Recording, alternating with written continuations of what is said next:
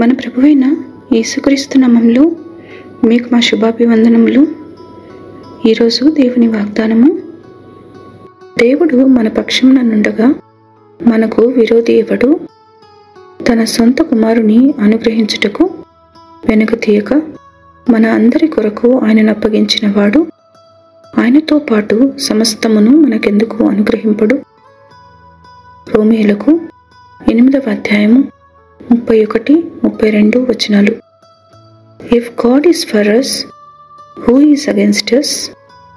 He who did not spare his own son, but delivered him over for us all, how will he not also with him freely give us all things?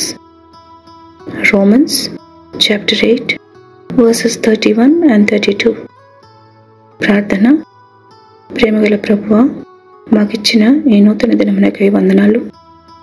వాగ్దానాలను నెరవేర్చువాడవు, నిబంధనను స్థిరపరచువాడవు, మాట తప్పని మార్పు లేని దేవుడవు. మీ మాటకు విధేయత చూపి మీ దీవెనలకు పాత్రలను చేయమని యేసు నామములో వేడుచున్నాం తండ్రి. Amen. Have a blessed day. God bless you.